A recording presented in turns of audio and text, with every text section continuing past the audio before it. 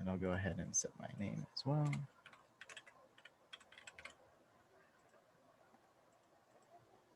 And let's see if I can share my screen here. Share screen. It says Steve, can you give Justice co-host abilities? I, as a mere co-host, sadly cannot grant you permission. Gotcha.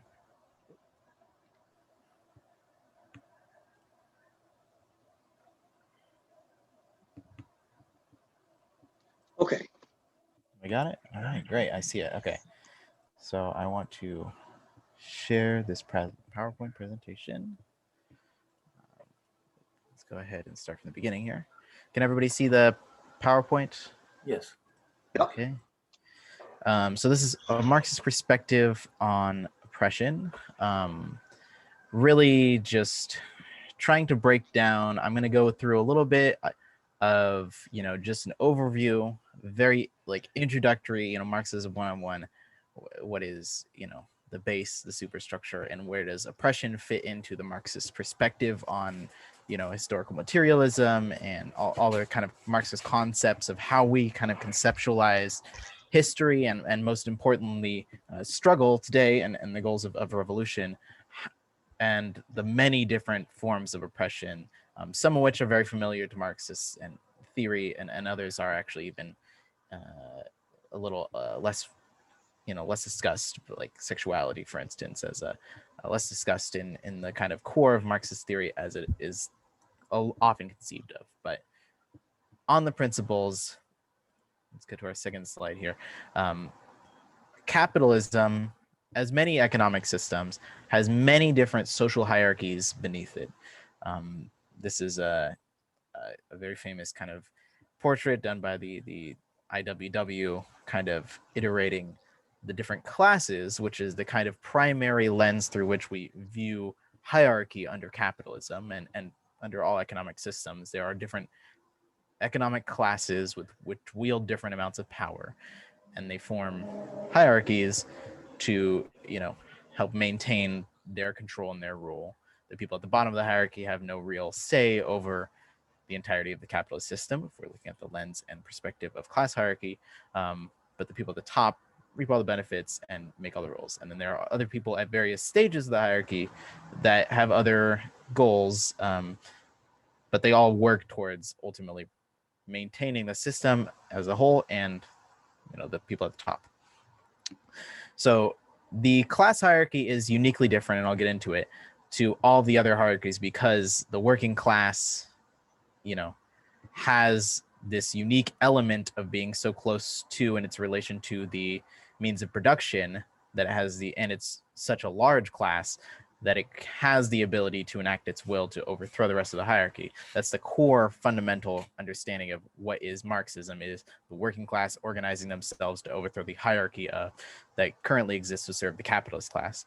But there are other social hierarchies that are part of that. The working class is not homogenous, and no society operates on just one simple hierarchy of, class exploitation. And so for all of these other forms of hierarchies, we label them oppression.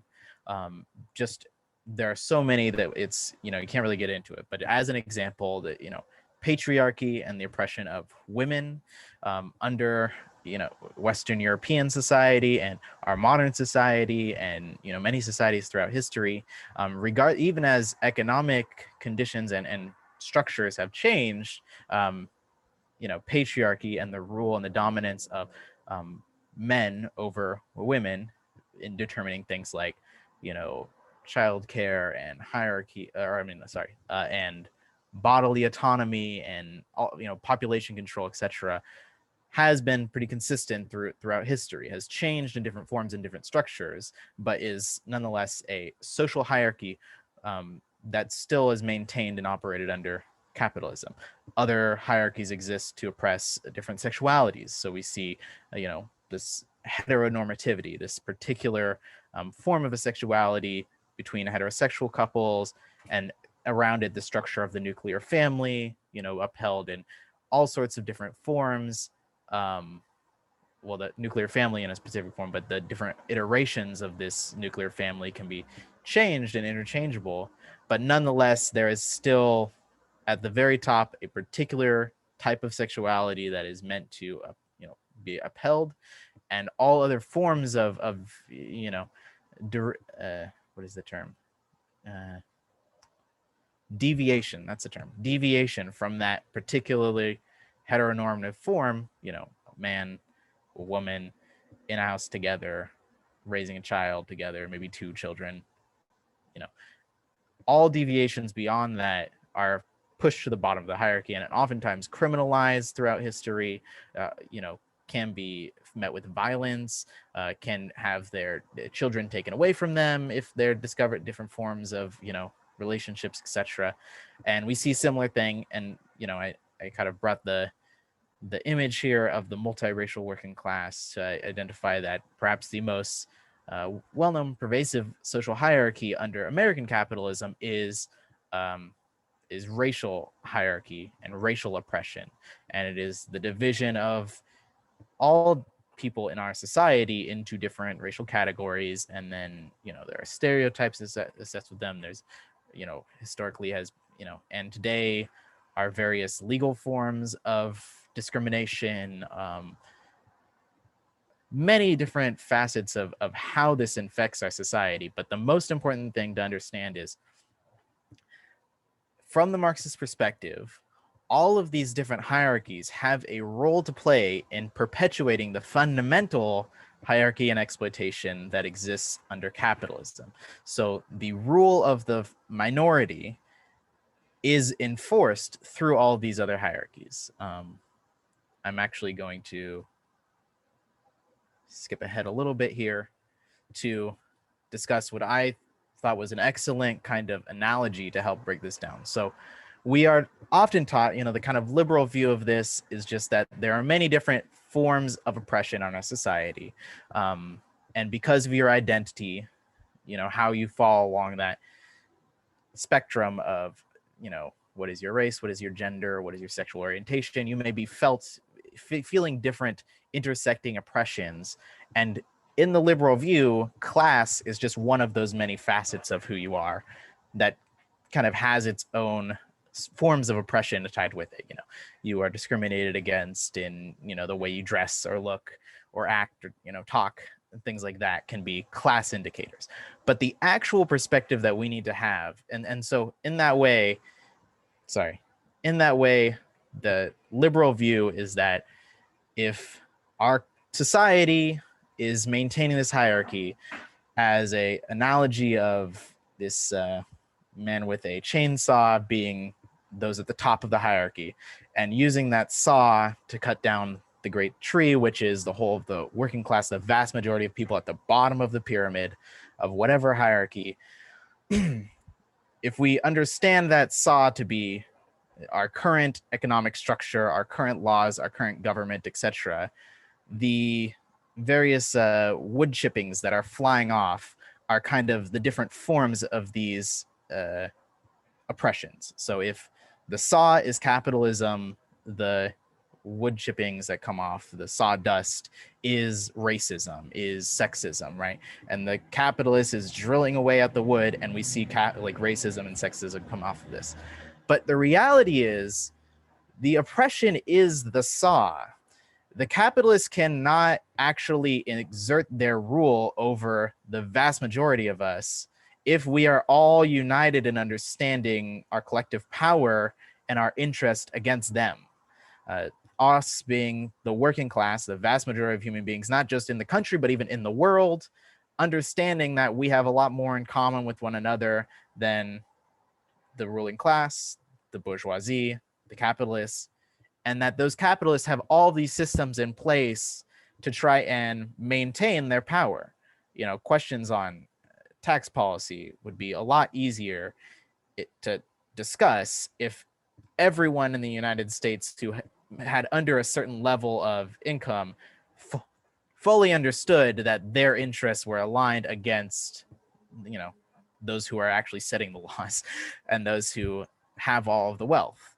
But people are divided by different forms of their position in various oppressive hierarchies. They might think themselves to be more aligned with the capitalist class in X, Y, or Z way because of their place on, say, a racial hierarchy scale. They might side along with their oppressor in the form of, oppressing like anti-trans legislation in bathrooms, or perspectives on abortion and trying to limit people's bodily autonomy. They might completely be complicit with those things because of their view of themselves at the top of a hierarchy from a different oppression. However, if we are to, kind of confront and combat this ideology, we have to understand and utilize our key unity in the working class under that class hierarchy, that class pyramid, that massive base, which contains among it people of all sorts of different sexualities, all sorts of different races, genders, religious, denominations. The vast swath of human beings on this planet have way more in common with one another on this basis of class. And it doesn't, at the end of the day, whether you are a man or a woman will absolutely impact how you go, how you are affected by various laws in society, how other people have perspectives of you, etc. But when it comes to the exploitation under capitalism, what's most important is that you are capable of doing the job required of you, and that you are willing to do that job and allow some of the wealth that you create be passed on to the person who is your boss, who is at the top of the pyramid. And all of the rest of that stuff is interchangeable. And so we see hierarchies rise and fall based on how effective they are able to serve the interest of the crucial fundamental class hierarchy in our society and economy. We have seen changes in, how laws against homosexuality is a perfect example, have come and gone, have changed in form and structure, are different in different localities. But the fundamental structure of class hierarchy has been unchanged. The interests and goals of expropriating wealth from the working class and moving it up to the ruling class will not change. That is the fundamental question. And it's kind of, I think, a little deceptive of the kind of liberal perspective of it being just one of many different types of hierarchies, is that it's like trying to lead you into the belief that, well, if you can change people's perspectives on, what they think of working people, that would somehow change the narrative, that there's some way to legislate away the exploitation of the working class, just as we, can legislate away certain discrimination based on gender, or, and things like voting and that kind of thing. So the reality is all of these other things are kind of, there are certain hierarchies that are very fiercely defended. Racial hierarchy in the United States is very fiercely defended, and it would be, but it would be a lot to actually try and really change that on a mass scale. But we've seen it change. And the reason why it's being perpetuated is because it is so useful a tool in maintaining that fundamental hierarchy, which is class, in maintaining the complicity of the working class in the broader structure of capitalism. Okay. I also, again, wanted to talk about the actual development of capitalism in the United States is particularly close with some of the most brutal forms of oppression in the world. And that is because, the US has expanded and become the dominant economy in the world, and has therefore kind of exported all of its particular oppressions onto other cultures and other societies. And this is just the same as, British hierarchies and oppressions expanding as their, colonial rule covered, whatever it was, like 1/3 of the world, or, every single continent, had its own views on things like gender, things like sexuality, had its own structures. I'm not trying to say that, everything was more equitable, there were other forms of hierarchy towards religion, for instance, that as, say, US hegemony changes and grows, some places may change their perspective on religious hierarchies, may not perceive that degree of, you know, enforcement, I suppose, legally or otherwise, as essential. Other places, it might be the opposite. But nonetheless, all of these places are shaped by the US and its particular oppressions. We'll talk more about that, I guess, as we get to imperialism, or I suppose as we already, talked about imperialism. But in the US, particularly the genocide of the indigenous population for land that is continued, and and recently in Canada as well, there's a lot of information on this, of burial sites that have been drug up from residency schools that were also a common practice in the US, to try and separate people and their communities and their tribes from the land that they lived on for many generations, so that the US and its particular interest of capitalist expansion could then seize that land. The enslavement of African people, fundamental to the expansion and development of capitalism, particularly in early US history. Of course, the slave economy was crucial to supplying the raw agricultural materials that were used in the North in the development of the manufacturing there. And this hyper exploitation of immigrant labor, whether from Asia or from Latin America. Initially, it was the hyper exploitation of immigrant labor from Ireland and Italy, but just and Russia and Poland, like other places where outside of basically the UK. Well, I guess technically Ireland was part of the UK by the time, but basically outside of that dominant culture. And this hyper exploitation is a little different than just typical exploitation, because there were laws against particular whether Chinese immigrants, Latin American immigrants, of course, are being discriminated now, but it allows them to essentially just make another division between standard workers and immigrant workers, standard labor and immigrant labor, or you could say domestic labor and immigrant labor. It's all domestic because it's all inside the US, but they're basically just using these particular oppressions to divide the working class further. So I think, from our perspective in the United States, it is so much more important that we critically examine, dismantle, and ultimately try to, unite across these divisions on, the basis between what is it, a settler citizen and indigenous citizen of the United States, or, the Black population and everyone else in the United States, the immigrant population and, a natural born citizen or whatever. All of these different divisions are the fundamental divisions that are keeping everything else propped up, and, have been from its inception. Okay. And then lastly, I wanted to just go through a historical example of this through the Rainbow Coalition,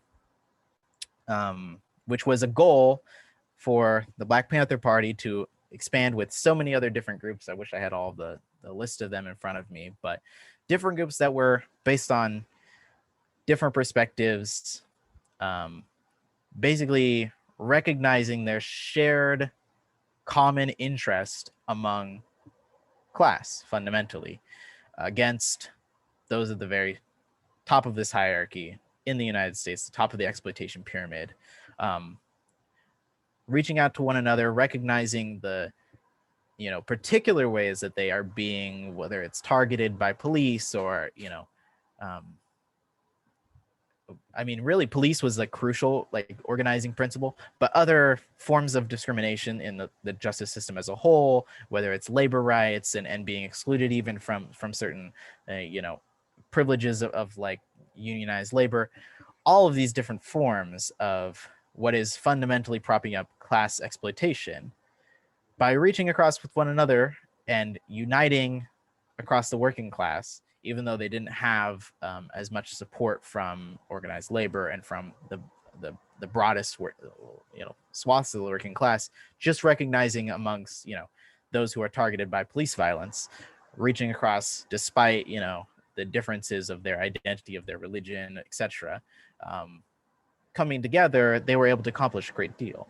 And, you know, we see today the issue of police violence is still, you know, has arisen once more on the kind of top of the list of the ways in which the ruling class oppresses, you know, many different forms of the working class. But nonetheless, it is our solidarity against that that allowed many of the different laws that did pass in that time and have allowed the whatever degree of freedom and just I guess you would just say like stability among different individuals, usually not within just the working class, because, you know, as you're aligning with others on these instances of identity, working towards this goal, basically are able to overturn those particular, again, all of those other hierarchies are dependent on, you know, conditions. You may overturn specific laws that are specific policies, redlining, etc., that might be targeting like Asian American populations and Black American populations, but nonetheless, the, you know, fundamental concern, which is the control of land by developing companies and the ruling class, has been untouched, unfortunately. So if we want to fight against oppression of any form, our principal goal is going to be uniting with other members of the working class, regardless of their identities, on our shared and common interests. And solidarity in particular, it's not just fighting for someone else, it's fighting for your own interests and recognizing your interests in the demands of others as well. Recognizing that by fighting for yourself, you're also fighting for others. And because there are common enemies, again, going back, understanding that there are many different hierarchies, but the class hierarchy is the fundamental one. Because there are many common enemies at the top of that, we have a shared interest in fighting for our own liberation and the liberation of others by uniting together to, you know, essentially overthrow that particular rule of the ruling class. So that is our very basic overview of oppression, of the different forms of hierarchies, where they come from fundamentally, and how we kind of perceive of a movement to challenge them. But I'm hoping that through the discussion, people can come up with more particular examples because, as I said, there are so many different forms this takes and historically has changed as well. Thank you.